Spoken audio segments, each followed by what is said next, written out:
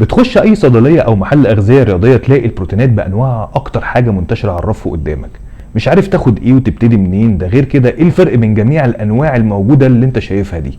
اشكال والوان كتيره، وطبعا تبتدي تجرب في نفسك بناء على كلام ناس تانية او عن طريق السيرش اللي انت اصلا بتعمله كانه موجه انك تاخد مكمل غذائي معين، وعايز بس ان جوجل يقنعك بيه وبان رايك هو اللي كان صح. في الحلقه دي هنتكلم عن البروتينات كمكمل غذائي بالتحديد. هنعرف ايه الفرق بين جميع انواع البروتينات، وامتى تاخد البروتين اذا كنت رياضي او رياضيه، وحتى للحوامل. وهل البروتين كمكمل غذائي ينفع لكل الناس؟ حاول تفضي نفسك الربع ساعه اللي جايه دي، لانك مش هتطلع من عندي النهارده الا وانت عارف هتعمل ايه وهتاخد ايه بالظبط. ولو بتتابعني على الانستجرام او على الفيسبوك، دور على قناه محمد خيري على اليوتيوب واشترك وفعل الجرس النهارده عشان تعرف كل حاجه جديده في الحلقات اللي جايه. جاهز؟ يلا بينا.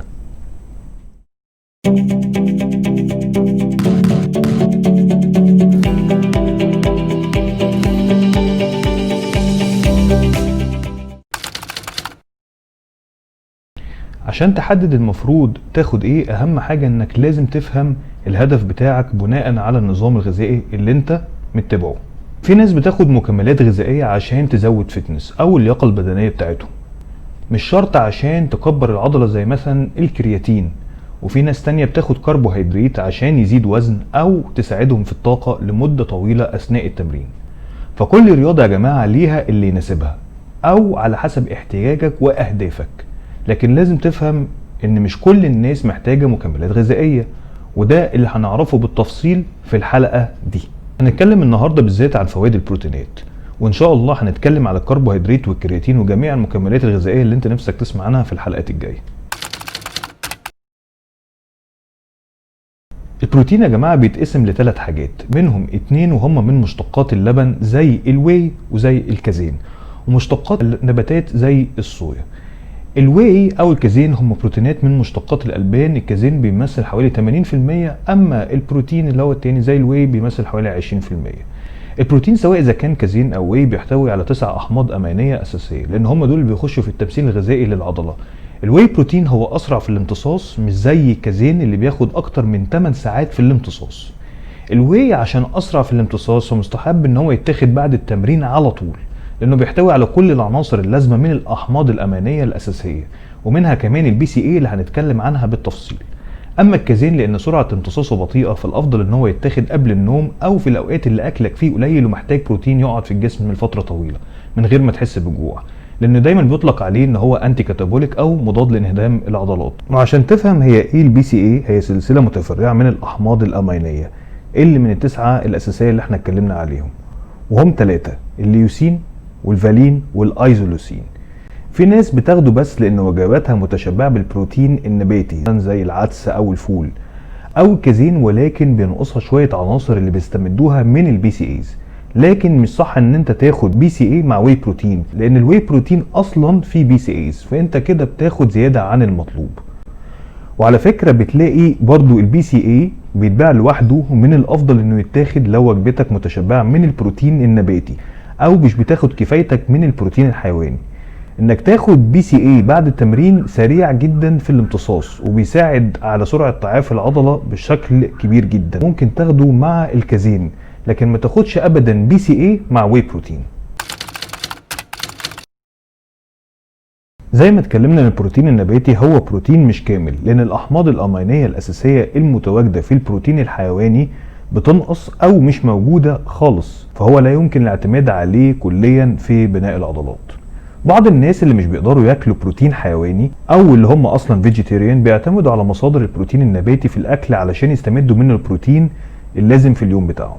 لكن بنصح الناس اللي هم فيجيتيريان او بيعتمدوا على البروتينات النباتيه مع ان هم ياخدوا البي سي اي لو انت مش قادر او مش بتحب المصادر البروتينات الحيوانيه. ده غير طبعا ان البروتين الحيواني موجود فيه عناصر الاساسيه من الفيتامينات اللي مش موجوده في البروتين النباتي، زي مثلا الزنك، فيتامين ب 12، والحديد وفيتامين د. وبالتالي الناس اللي بتعتمد على البروتين النباتي لازم يعوضوا نقص المعادن المهمة دي من فيتامينات خارجية.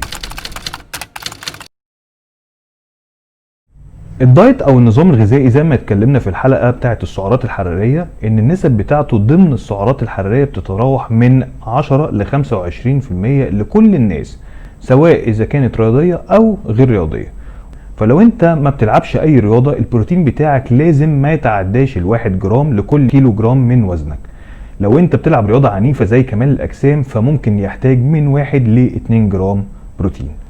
عشان كده انت لو ما قدرتش تاخد البروتين بتاعك من الاكل، هنا بتقدر تكمله من البروتينات الخارجية او مصادر المكملات الغذائية. المكملات الغذائية مش بتخش تبع منظمة الصحة الامريكية للغذاء او FDA، بالتالي الشركة المنتجة هي الوحيدة اللي بتأكد صحة المواد المعلنة على المكمل الغذائي، وبالتالي حاول دايما تبعد عن المكملات اللي محطوط عليها اضافات غير البروتينات. وارجو انكم تتابعوا الفيديو اللي فات عشان تعرفوا ازاي تحسبوا البروتين مظبوط.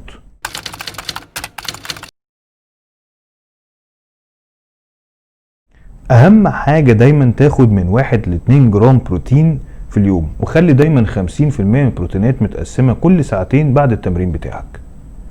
البروتين هو عنصر مكمل للعناصر التانية زي الكربوهيدرات وزي الدهون، ولكن لازم تقسم وجباتك مظبوطة عشان تاخد كفايتك من البروتين على مدار اليوم.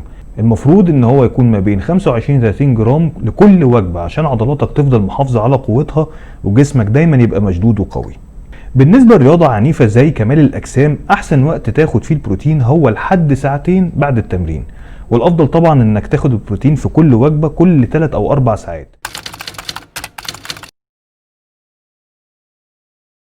في بعض الناس اللي بتقوم بقص المعدة مثلا وخلافه، أو عندهم بعض الأمراض اللي بتخليهم مش بيستفيدوا بالقدر الكافي من الأكل، وفي نفس الوقت مش بياخدوا كمية العناصر الطبيعية اللازمة، فممكن احتياجهم هيعتمد على المكملات الغذائية في الغالب. لكن دايما زي ما احنا بنتكلم ان انت لازم تستشير اخصائي تغذية في جميع الاحوال. زي ما البروتين هو عنصر مهم جدا لكل الناس، هو عنصر كمان مهم جدا للحوامل. الحوامل طبعا دايما بيسمعوا انك لازم تاكل عشان 2، ودي معلومة مش صحيحة، لكن ممكن تزود السعرات الحرارية بتاعتها من حوالي 350 ل 450 سعر حراري، بالذات في اول ترايمستر او اول 3 شهور حمل.